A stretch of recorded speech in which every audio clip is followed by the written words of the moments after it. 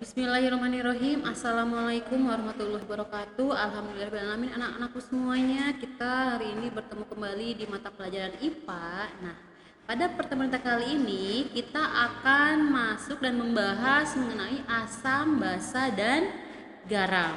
Oke. Adapun kompetensi dasar dari pertemuan kita kali ini adalah menjelaskan konsep campuran dan zat tunggal, unsur dan senyawa, sifat fisika dan kimia, perubahan fisika dan kimia dalam kehidupan sehari-hari, serta dapat menyajikan hasil penyelidikan atau karya tentang sifat larutan, perubahan fisika dan perubahan kimia atau pemisahan campuran. Nah, adapun tujuan pembelajaran dari pertemuan kita kali ini diharapkan Ananda mampu mengetahui larutan asam, basa, dan garam, mengetahui ciri-ciri sifat asam, basa, dan garam, mengetahui indikator alami dan indikator buatan, mengetahui contoh asam, basa, dan garam dalam kehidupan sehari-hari. Oke, kita langsung saja. Nah, pernahkah kamu mencicipi jeruk lemon? Nah, kita tahu jeruk lemon ya. Nah, kira-kira bagaimana sih rasa dari jeruk lemon tersebut? Nah, oke, jeruk lemon mempunyai rasa yang asam. Oke, nah pernahkah kalian berpikir dari mana sih rasa asam yang dimiliki oleh jeruk lemon itu? Oke, nah jadi jeruk lemon ini atau buah jeruk ini termasuk ke dalam contoh asam, di mana salah satu ciri dari sifat asam itu mempunyai rasa yang asam. Nah, di mana pada jeruk ini terdapat zat kimia yang disebut dengan asam sitrat yang bersifat asam. Jadi asam dari jeruk lemon ini karena ada asam sitrat gitu ya. Kemudian, nah, pernahkah ketika kamu mandi kemudian secara tidak sengaja sabun ataupun sampo terkena mulut kalian gitu. Nah, ketika sabun atau sampo tersebut tidak sengaja masuk ke mulut, bagaimana rasanya? Oke, nah tentu rasanya adalah pahit. Nah, oke, nah sampo atau sabun ini termasuk ke dalam contoh basa, yang dimana salah satu cirinya itu mempunyai rasa yang pahit. Jadi asam basa itu apa? Oke, kita akan bahas itu di pertemuan kita kali ini ya. Nah, pada pertemuan sebelumnya kita telah belajar mengenai unsur, senyawa, juga campuran, di mana pada pertemuan sebelumnya juga kita sudah mengetahui contoh dari campuran homogen, yaitu larutan, di mana larutan itu kan tersusun dari pelarut dan juga zat terlarutnya. Contoh di sini kita akan membuat larutan air garam, yang menjadi pelarutnya itu adalah air dan zat terlarutnya atau zat yang dilarutkannya itu adalah garam. Oke, sehingga ketika pelarut ditambahkan zat terlarut akan menjadi larutan. Di sini ada larutan air garam. Oke. Nah, larutan jika dilihat dari sifatnya itu ya, dalam kehidupan sehari-hari ini dia terbagi menjadi 3. Yang pertama ada larutan asam, kemudian ada larutan basa, dan juga larutan garam. Nah, di mana larutan asam, basa, dan juga garam ini tersebar luas dan banyak digunakan baik di bidang industri ataupun di dalam rumah tangga gitu ya. Oke, kita masuk pembahasan pertama, yaitu asam, di mana asam adalah suatu zat atau senyawa yang dapat menghasilkan ion hidrogen atau H+. Nah, asam ini dapat dengan mudah kita temui dalam kehidupan sehari-hari. Misalkan kita temukan dalam makanan, dalam minuman, buah-buahan, sayuran, air hujan, bahkan dalam tubuh kita sekalipun ada sifat asam. Oke? Nah, contohnya nih, buah dan sayuran yang mengandung sifat asam, yaitu jeruk, kemudian ada sayuran, di situ ada brokoli, ya, selada, kemudian ada tomat, ada lemon, cabai. Nah, ini termasuk ke dalam contoh asam, ya, dan ini sering sekali kita temukan dalam kehidupan sehari-hari. hari. Nah, kemudian ada beberapa contoh asam dalam kehidupan sehari-hari ini.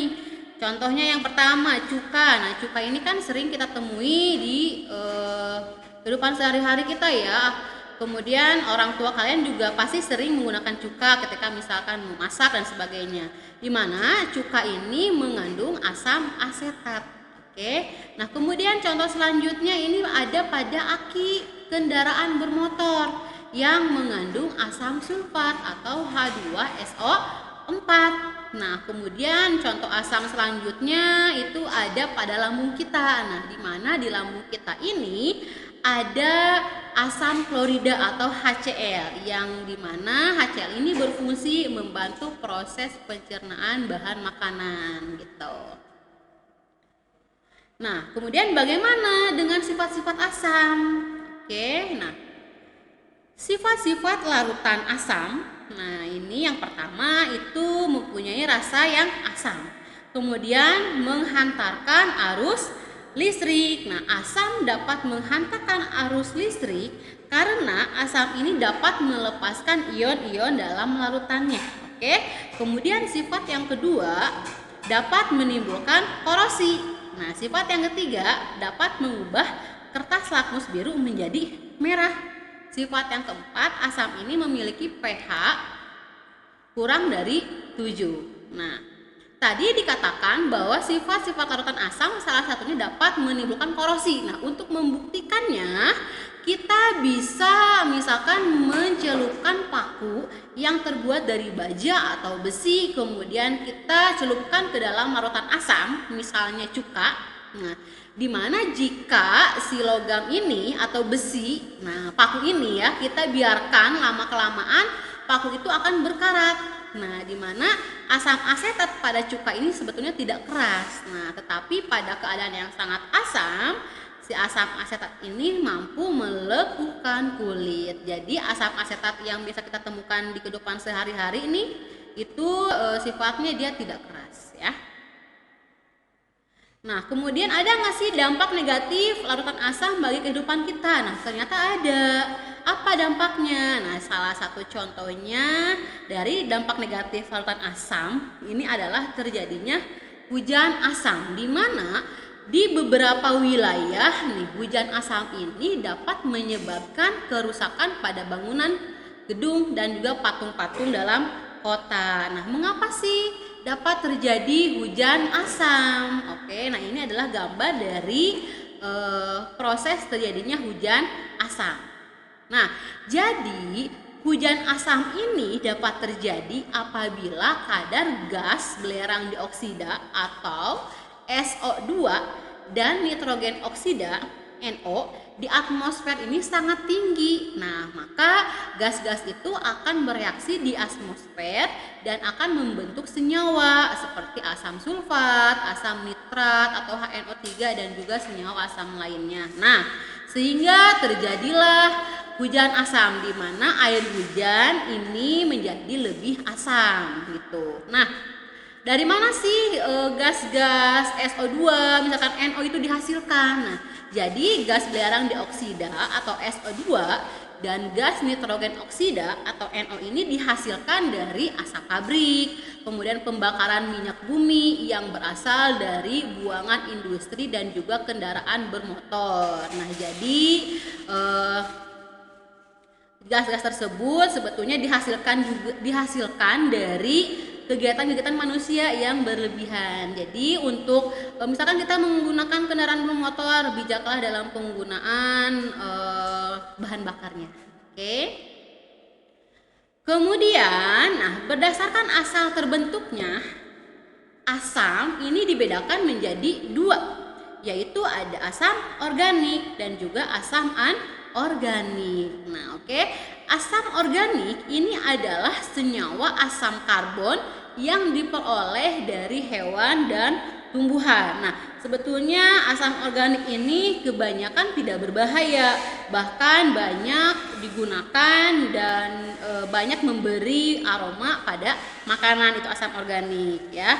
Contohnya nih ada asam formiat HCOOH yang didapatkan dari semut, Asam asetat atau CH3COOH itu dari cuka. Asam sitrat C6H8O7 itu dari jeruk. Oke. Kemudian ada asam anorganik. Nah, asam anorganik ini adalah asam yang dibuat dari mineral-mineral dan non-logam. Nah, asam anorganik ini adalah asam yang sering digunakan untuk pembuatan plastik, serat, pupuk, pewarna, dan lain-lainnya. Nah, asam anorganik ini dalam keadaan pekat biasanya bersifat korosif, di mana dapat melukai kulit, juga dapat melarutkan logam dengan cepat dan juga kaca. Nah, saking pekatnya ya.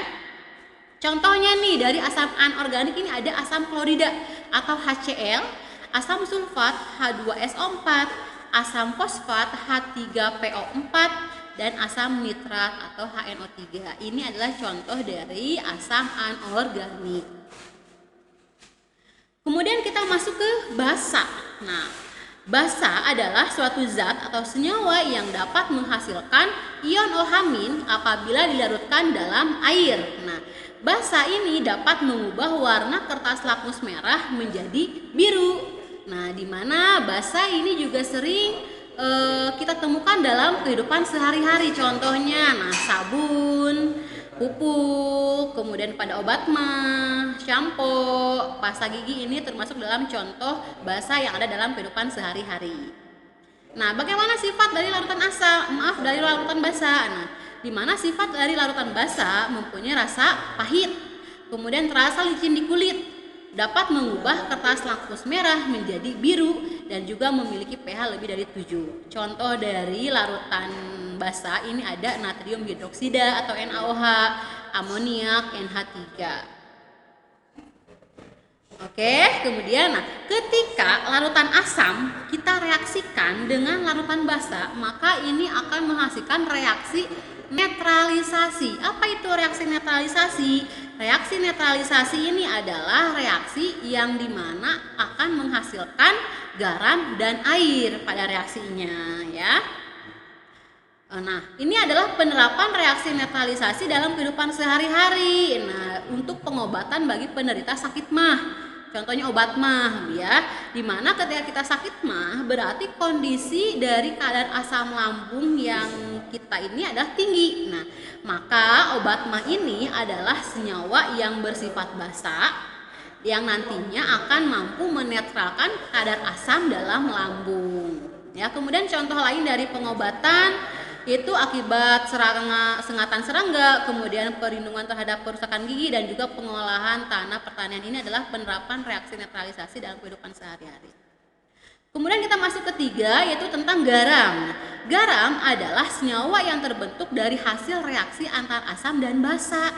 Garam senyawa yang terbentuk dari hasil reaksi antara asam dan basa.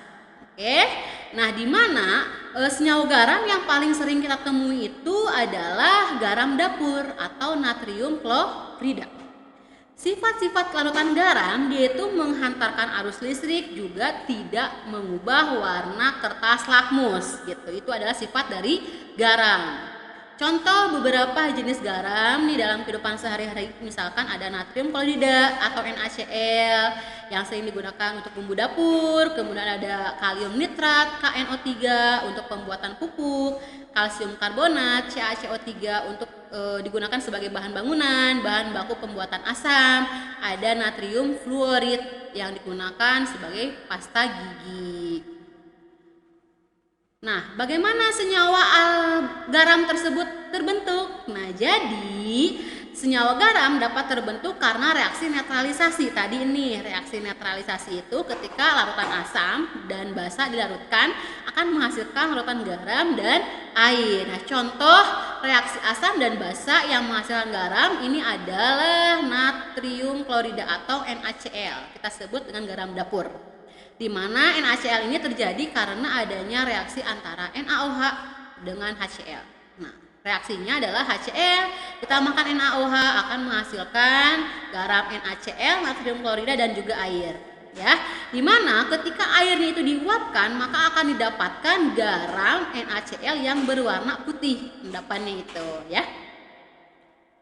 Kemudian, apa sih kegunaan garam dalam kehidupan sehari-hari? Nah, salah satu kegunaannya itu sebagai bahan pengawet, digunakan sebagai pengolahan makanan, kemudian digunakan dalam industri pupuk dan juga sebagai obat-obatan. Nah, sekarang bagaimana sih kita bisa mengidentifikasi sifat larutan tersebut, asam, basa, atau garam, menggunakan apa ya? Nah, jadi salah satu cara untuk kita mampu mengidentifikasi asam atau basa dalam satu larutan ini menggunakan indikator. Nah, indikator adalah suatu senyawa yang dapat menunjukkan perubahan warna apabila bereaksi atau ditetesi dengan larutan asam atau basa, itu adalah indikator. Nah, indikator ini ada dua, ada yang disebut dengan indikator alami dan juga indikator buatan. Oke, kita bahas satu-satu ya. Indikator alami ini adalah indikator yang akan menunjukkan perubahan warna pada larutan asam atau basa. Nah, di mana berbagai jenis tumbuhan ini dapat digunakan sebagai indikator alami. Contohnya pada kunyit nih. Kita menghasilkan ekstrak kunyit dengan cara kita tumbuk nih kunyitnya, kemudian tambahkan air sedikit. Nah, kita dapatkanlah hasil ekstrak kunyit, di mana ketika kunyit tersebut diteteskan pada larutan yang sifatnya asam, maka dia akan berwarna kuning cerah. Kemudian ekstrak kunyit kita teteskan pada larutan yang basah, maka dia akan berubah menjadi warna jingga. Oke. Nah, kemudian contoh lain ada bunga sepatu. Nah, ketika ekstrak bunga sepatu nih kita teteskan pada larutan yang sifatnya asam, dia akan tetap berwarna merah cerah. Dan ketika diteteskan pada larutan basah, dia akan berubah menjadi warna hijau. Contoh lainnya kayak kulit manggis, misalkan dia kan ketika dia dalam keadaan netral, maka dia itu berwarna ungu, ya. Ketika dia diteteskan dalam larutan asam, maka ungu itu berubah menjadi warna kecoklatan, merah kecoklatan. Kemudian ketika kulit manggis tetesannya diteteskan ke dalam larutan yang sifatnya basah, maka dia itu akan berubah menjadi biru kehijauan. Nah, sekarang indikator buatan. Nah, indikator buatan ini juga sama, akan menunjukkan perubahan warna ketika dilarutkan dalam larutan asam atau basa. Nah, contohnya yang termasuk salah satu contoh indikator buatan adalah kertas lakmus. Nah, ada dua nih, ada lakmus biru dan lakmus merah. Bagaimana kertas lakmus itu dapat digunakan? Nah, jadi kertas lakmus merah dia akan tetap merah pada larutan asam, tapi berubah pada larutan biru basa, dia akan berubah menjadi biru. Oke, kemudian ada kertas lakmus biru. Ketika lakmus biru dicelupkan dalam larutan asam, maka dia akan berubah menjadi merah, tetapi akan tetap pada larutan basa.